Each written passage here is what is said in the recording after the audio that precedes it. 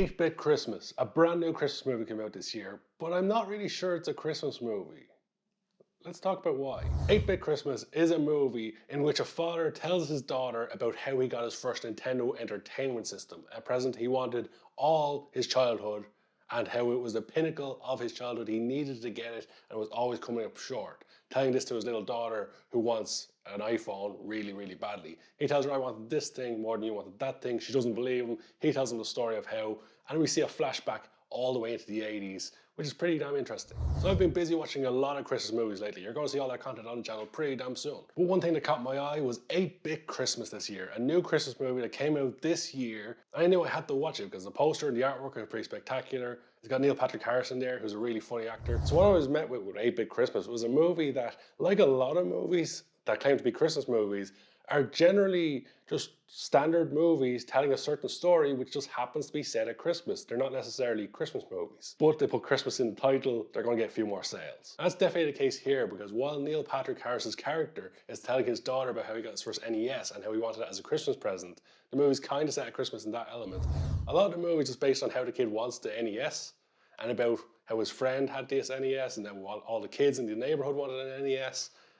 It's not so much about the Christmas element of it. There's a little bit of it in there, but it's definitely not a movie to get you in the festive mood. This movie could have been set at any time of the year and the story would still be what it is. The movie starts off a little bit slow, but one thing I really liked about this movie is it's set in the 80s, at least the flashback is set in the 80s, and there's some really good attention to detail in there, especially for someone who likes video games, like the NES. It came out just before my time, but I still played a lot of the games on it. I still had one. But there's some really good attention to detail in the 80s. And if for anyone who grew up in the 80s, I think you'll get a lot of nostalgia in this one, a lot of enjoyment out of it, especially someone who liked video games and the NES system itself and knows how important it was to all the kids back then. It was like a must-have. The thing is with this movie, at the beginning, I wasn't super invested in the story. I wasn't super interested. Kind of like the female character, the little girl in it. She's not really interested in her father's story.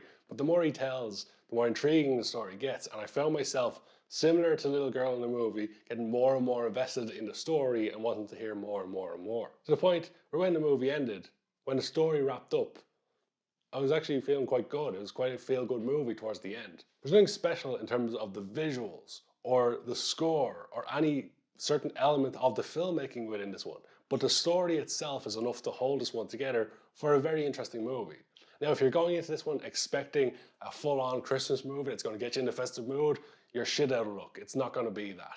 But it is an interesting little story, especially if you grew up in the 80s and you like the NES system. The scene with the Power Glove, where this bratty kid who's like the rich kid in town who gets all his friends over, or at least gets all the people from the neighborhood over, and he picks 10 people and he's got the Power Glove. There's a big presentation. All the kids thought this is the coolest thing in the world. And then when they finally go to use it, and it's pretty damn bad. It's in fact one of the worst gadgets ever invented for video games. I think that was pretty damn funny. I laughed my ass off at that part. And it's spot on as well, because it was a pretty bad gadget. The movie's got a lot of laughs, it's got a lot of feel. Steve Zahn in there playing the father, who's a very good actor.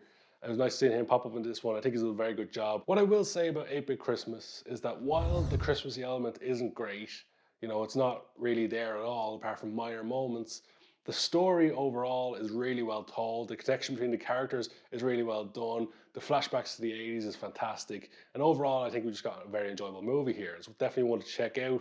Not necessarily for a Christmas element, as I say, but if you're just looking for a good movie to watch. So when it comes down to a rating out of 10, what would I give 8-Bit Christmas? Not one of the best movies of the year, but certainly an enjoyable movie. I'd happily give it a 7 out of 10. I recommend checking it out this Christmas.